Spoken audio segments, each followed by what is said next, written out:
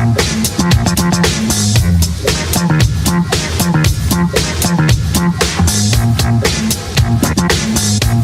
to the Power Factor Show, episode 125, sponsored by Rainier Ballistics, Hodgdon Powders, and JPL Precision. Hi, welcome to Power Factor. I'm Larry, and this week we're going to feature a sectional championship match, USPSA match, at the Rattlesnake Ridge shooting facility in eastern Washington. This is the Inland Empire sectional championship. So this section's got multiple clubs associated with it, and we've traveled a few hours east of Seattle to shoot their match, and should be a good one. The weather's going to be nice.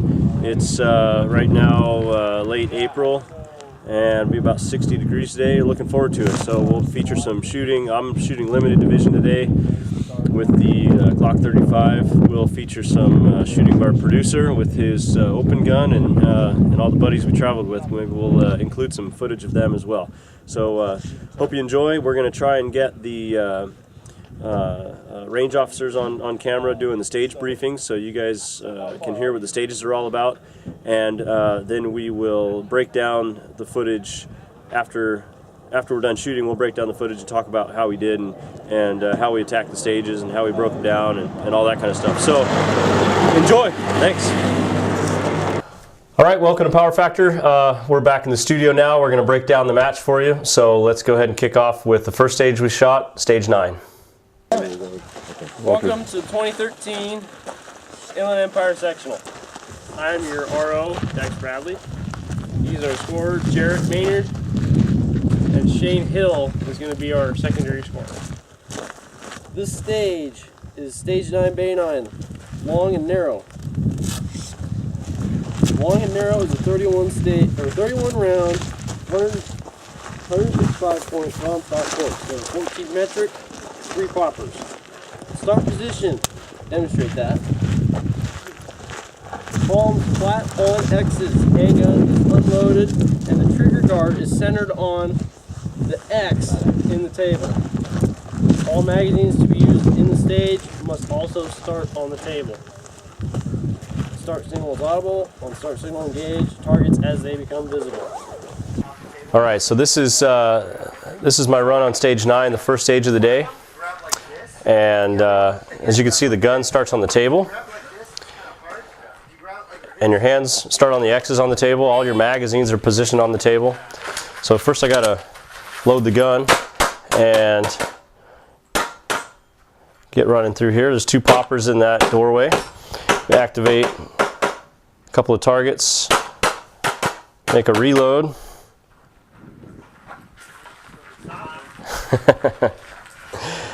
So the RO calls stop. Let's look at that. So the swinger wasn't going. I shot 2 poppers. The swinger wasn't going, and the RO called stop. So when the RO says stop, you stop and you wait for further instructions. They called stop because the swinger wasn't moving. So let's take a look at. We're going to take a look at the hat cam for this stage. So you can see what from my perspective what the stage looked like. So the gun starts on an X, hands are on an X on the table, and from one of my buddies, just because of this stage was planned, I borrowed a magnetic mag pouch.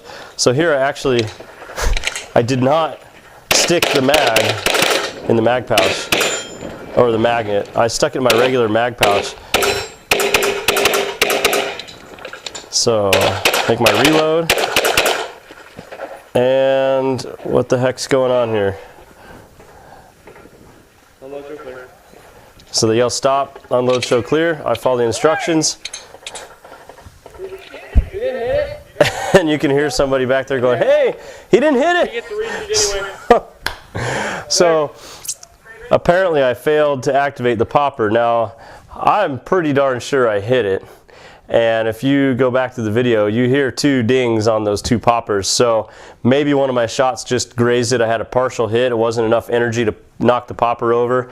I don't know, but lucky for me, I got a second run. So let's see how that went. Okay, so here's my second run. Make ready.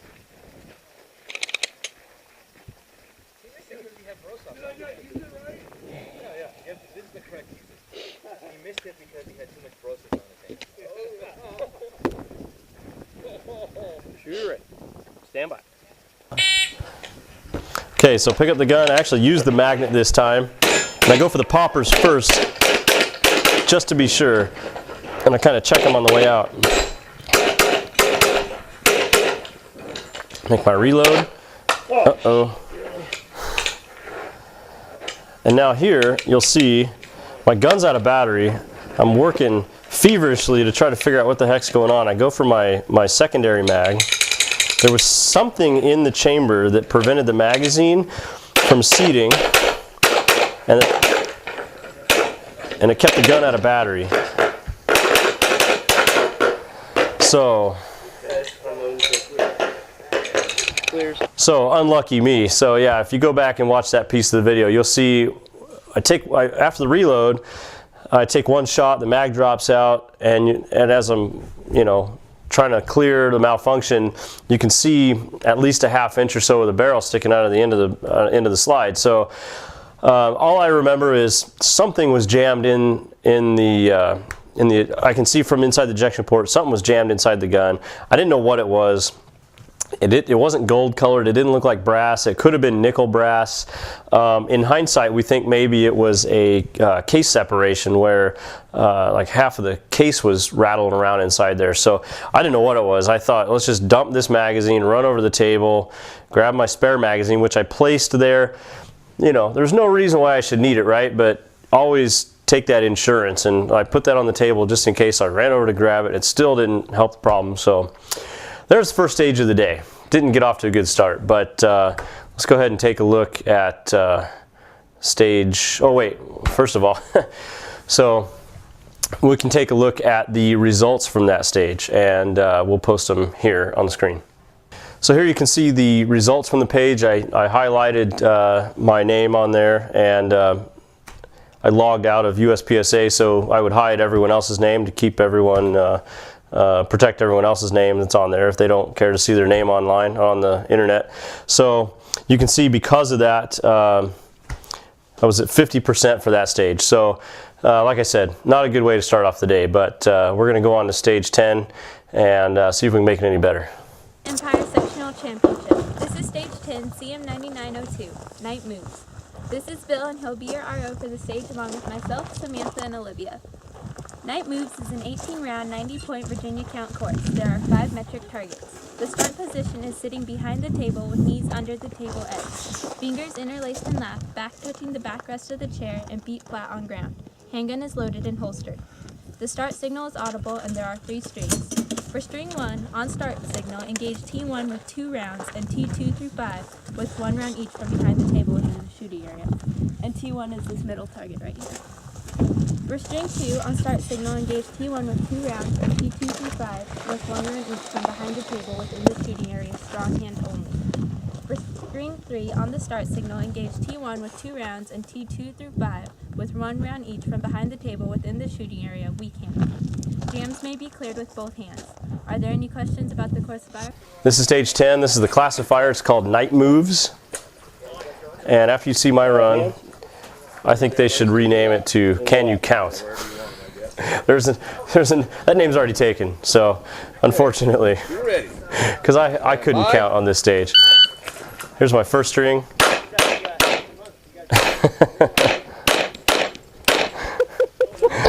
Oh man, so I put 2 rounds on the first target. They asked you if you could count.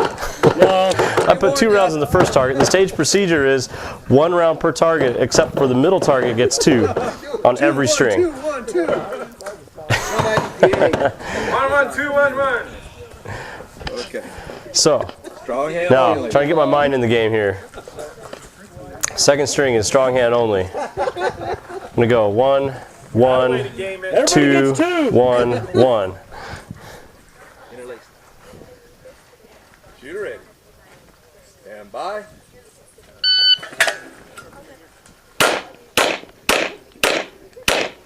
Okay, there we go. We did it right the first time. We're off to the races now. So prepare for your third string. This is weak hand only. Can he invent a third way? But now see, I've got extra hits and extra shots from the, I've got extra shots and I should have extra hits from the first run. So now on a Virginia count type stage, you don't want extra hits and you don't want extra shots. So I've already got the extra shots. I can't get away from that. But here I go. I'm gonna try to make up for that. Bye.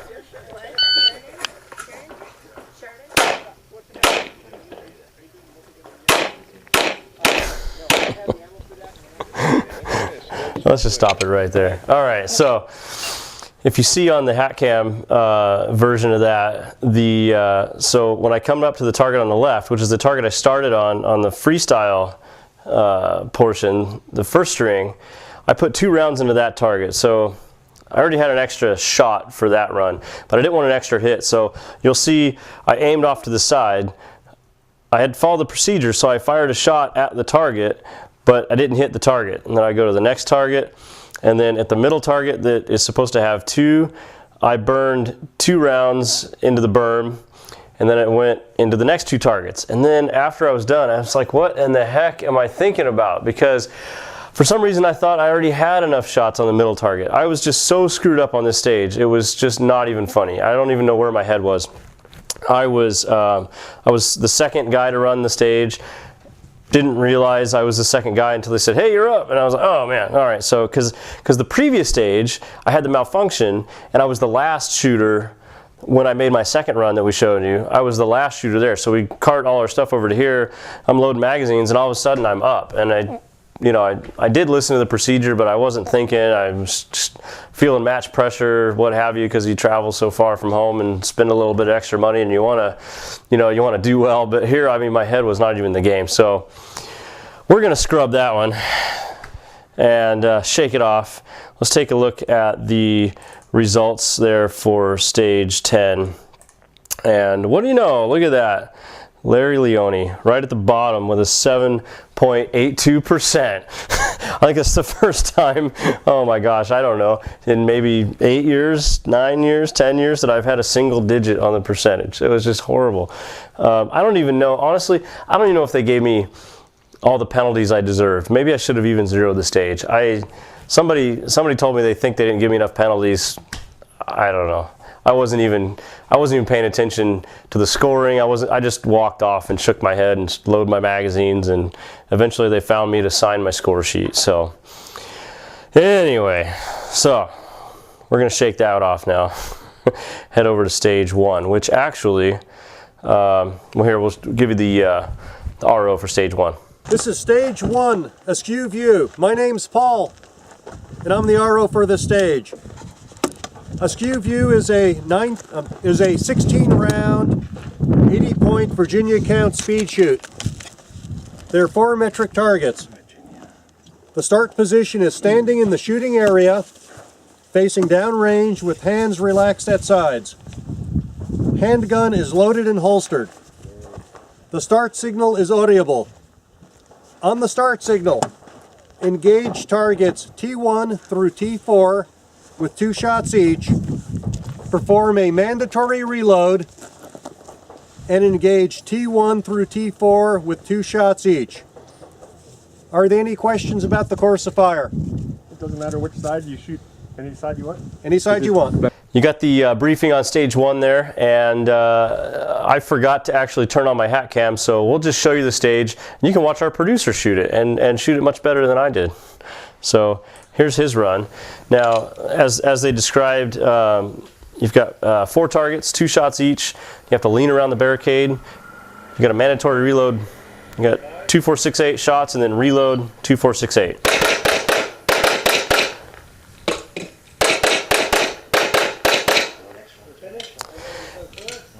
There you go. And you could shoot from the same side of the barricade. It didn't matter. So all freestyle. And so we'll see how my run turned out.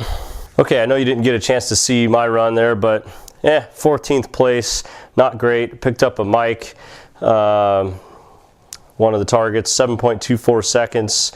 not too bad. You know, there's definitely some faster shooters out there. The top 5 or 6, they were less than I was, thereabouts.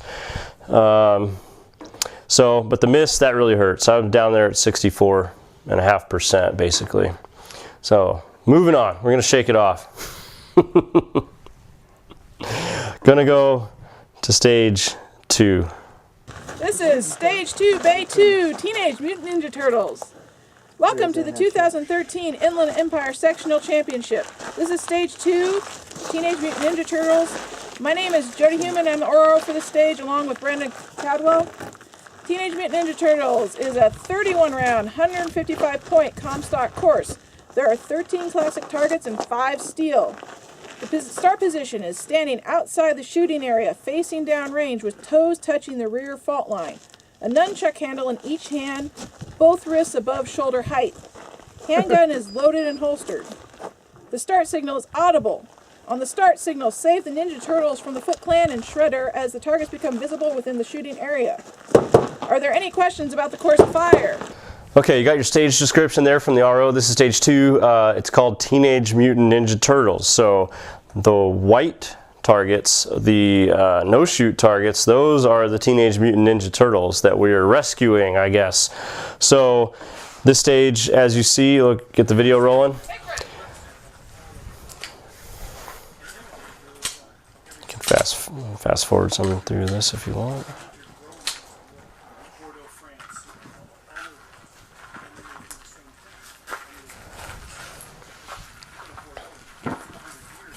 Okay, as you can see, you start with the nunchucks in your hands. I think you had to have one in each hand or something like that. So this is basically just to trip you up. So you see, I just put them both over my shoulder. You had to hold it above your shoulders. Just get it out of the way.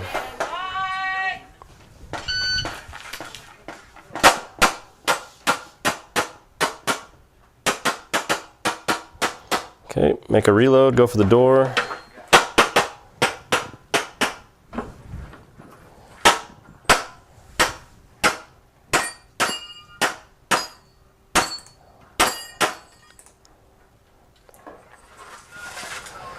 Okay, let's take a look at that on the hat cam. Are you ready? Stand by.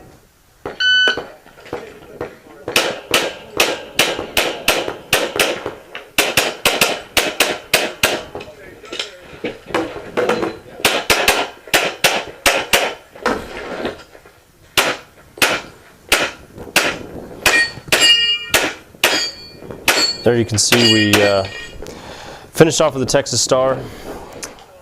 If you're finished, I'm going to show clear. If clear, hammer down. Now listen to this. Do you want to reshoot? I'll just pause it right there. That's enough. So let's talk about that stage. Fun stage. Interesting start position. You know, every once in a while they do something to try to throw you off a little bit. This one was holding these nunchucks and you had to hold them above your shoulder, and some people I think held them like this behind their head with the chain behind their head and threw it with both hands. I like to simplify as much as I can, and so I had them in both hands, and all I had to do was just release them real quick, make sure they went behind me, they didn't drop onto my gun or something like that. You have to be thinking about that.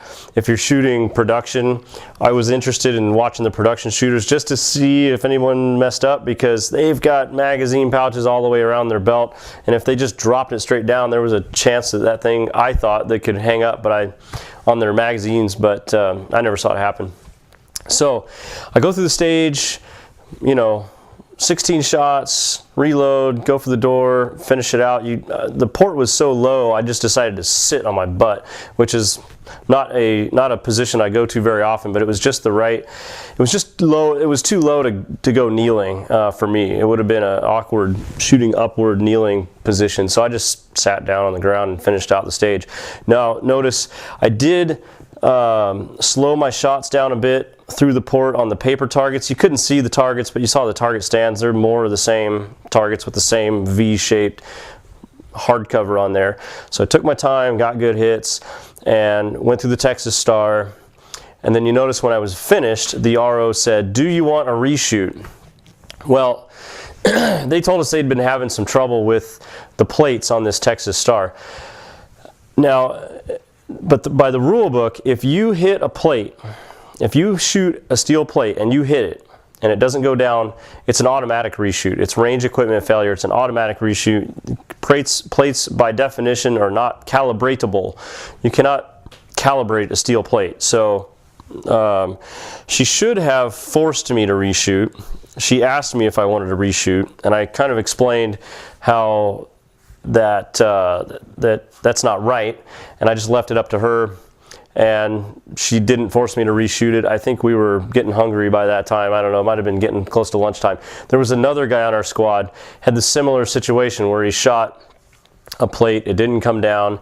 She did not offer him a reshoot, and he said, oh, what the heck, she offered you a reshoot. She didn't offer me a reshoot. And she came over and said, well, do you want one? He said, well, yeah, and it never happened. I don't know. Not to talk bad about the ROs, it's just interesting. I'm just kind of pointing this out. I mean, we appreciate the ROs that work these matches, that they're there all day long just working for us so that we can have a good time. But I don't know, little things like that kind of get to me a little bit. You know, based on the first couple of stages I showed you today, you can see that I wasn't brought into Power Factor Show because of my shooting ability.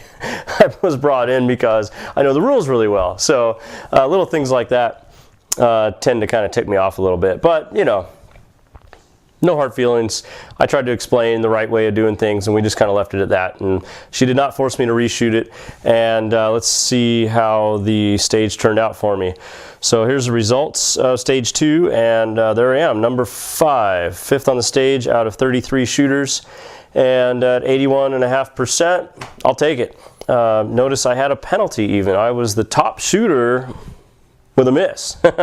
So one of my misses was in the black on one of those V-shaped hardcover on one of the targets. It was just barely in the black. But, and I called for an overlay. It just wasn't going to make it, so got a miss on that one. It was on one of the first 4 targets I shot, in fact. So anyhow, fun stage, interesting. I like, you know, dealing with doors and the turtle targets, which, hey, that's why they called it Teenage Mutant Ninja Turtles. Those are nicknamed the turtle target. They're fun to shoot at every once in a while. They're all right. So let's move on to stage 3. Welcome to the 2013 Inland Empire Sectional Championship. This is a 3-stage Walls of Woe. My name is Mike, and I'm your RO for this stage, along with Vanessa. Walls of Woe is a 26-round, 130 Comstock course. There are 10 metric targets and 6 steel. The starting position is facing uprange with toes on X marks on the rear fault line. Hands relaxed at side. Handgun is loaded and holstered. The start signal is audible. On the start signal, engage targets as they become visible from within the shooting area. Are there any questions about the course of fire? If not, you will have 5 minutes to examine the course, and then we'll begin. We request that you help tape the targets, reset, and paint the steel. Have a safe match. Thank you. Any questions? All right, so this is stage 3. They call it Walls of Woe. You start facing uprange, and it's a mirror image stage. There's some angles in there. There's a plate rack up the middle, and we'll take a look at it here first from the third-person perspective.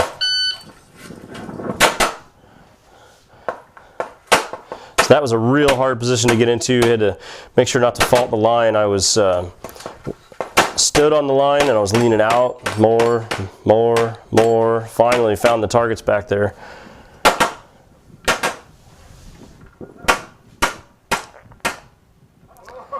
And finished it out on an empty gun. Okay, we'll take a look at that from the first person. Hat cam.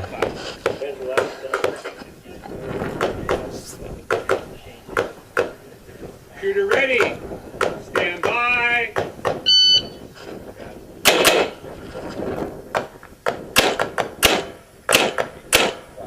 Couple of tight shots there.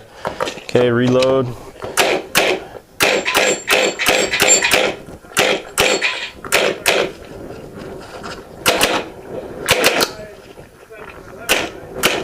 And there you go. Finish it out on an empty gun, leaning around the right side of the wall.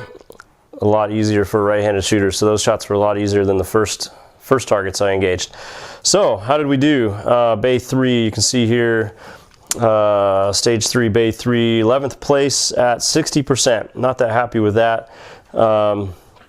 My time, it's a little bit slow, mainly because I probably burned at least a second and a half, maybe even 2 full seconds, just trying to lean around that left wall. Like I said, I visualized where I wanted my foot, and I hit the spot. I think I hit the spot about as good as I could, but then I leaned and the targets weren't there, and I leaned some more and more and more until I finally was able to see the targets just right on the edge of the wall and try not to actually shoot the wall.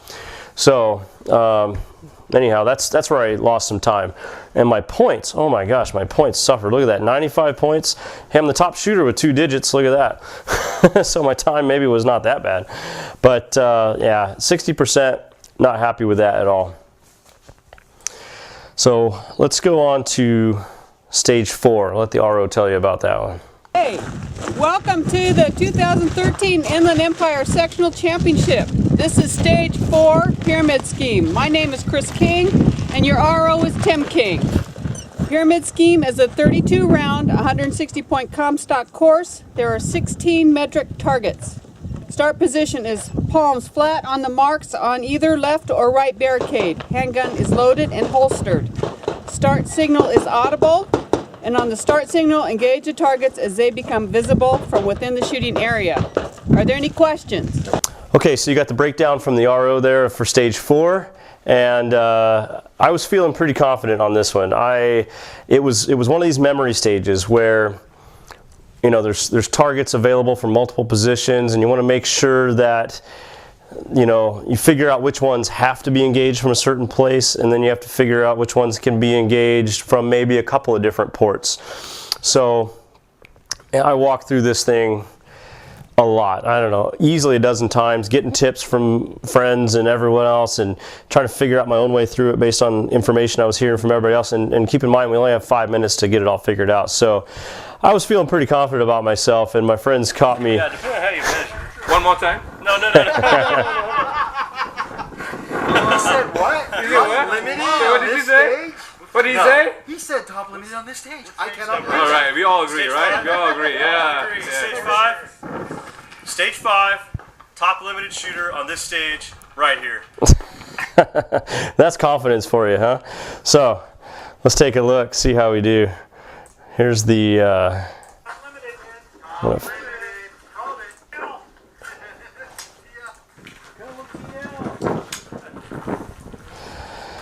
okay, so you start, like I said, it's a mirror image stage.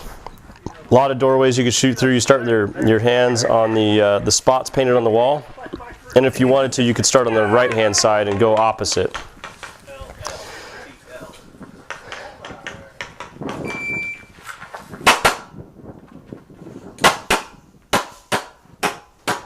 This is a fun stage. Get a hard lean here. Got it.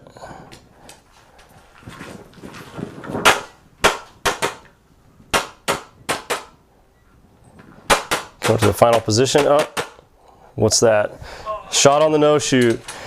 I made it up pretty quick. I'm not sure when it actually happened. If it was my first shot or second shot. I think it was, well, I'm not actually sure. Let's take a look from the first person view. So this was just a lot of fun. I could watch this video over and over again. I'm gonna relive the moment. Stand by.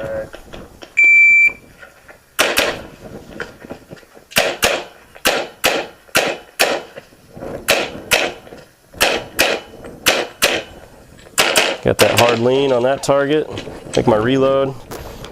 Now that target right here is the only place you can get it. Is in the back center of the stage. Yeah, I made up my had to make up my my no shoot hit. It's unfortunate. Let's look at the results here for pyramid scheme. Larry, 7th place at 72.5%. 20 points in penalties. So that is the no shoot that I made up. I made it up with an alpha, so the mic was somewhere else. I had a no shoot there and I had a miss somewhere else.